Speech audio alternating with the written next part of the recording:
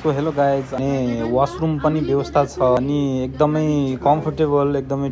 यो चाहिँ हाम्रो रिसोर्टको भ्यू हो है।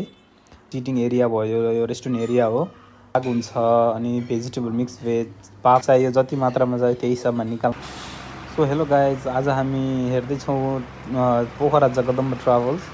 आज हामी ट्राभल गर्दैछौँ काठमाडौँदेखि पोखरा।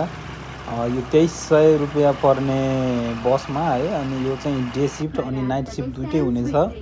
अनि यसमा चाहिँ 2x2 को सोफा सिट एकदमै कम्फर्टेबल सिट छ भने वासरुम पनि व्यवस्था छ, बसभित्रै वासरुम पनि छ। अनि तपाईँले बस होस्टेस पनि पाउनुहुनेछ यहाँ। अनि एकदमै कम्फर्टेबल एकदमै टुरिस्ट नै हुन्छ, धेरै जसो चाहिँ फरेनहरू नै पाएँ मैले त्यहाँ चाहिँ। अनि त्यसमा चाहिँ 2300 रुपियाँमा तपाईँहरू महँगो भयो भन्नुहुन्छ है, तर त्यसमा ब्रेकफास्ट इन्क्लुड छ।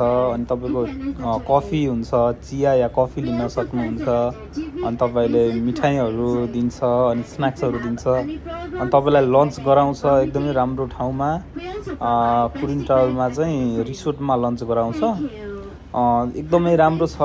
अनि चलाउन पनि ड्राइभरहरू पनि एकदमै फ्रेन्डली अनि बस होस्टेस पनि एकदमै फ्रेन्डली छ। एकदमै रमाइलो छ।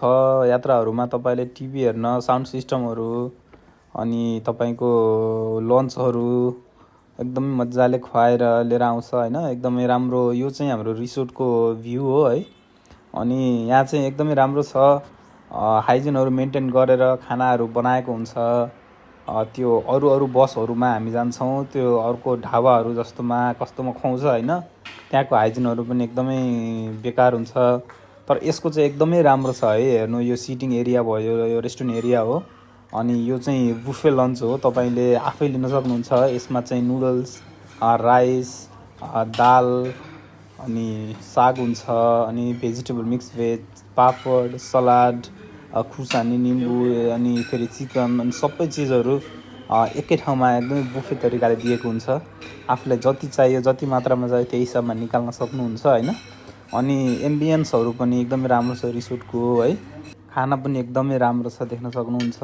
अनि तपाईँको 2300 रुपियाँ चाहिँ तपाईँको पैसा वसुल नै हुनेवाला छ। एकदमै राम्रो छ, ढुक्क भएर बुक गर्दा हुन्छ।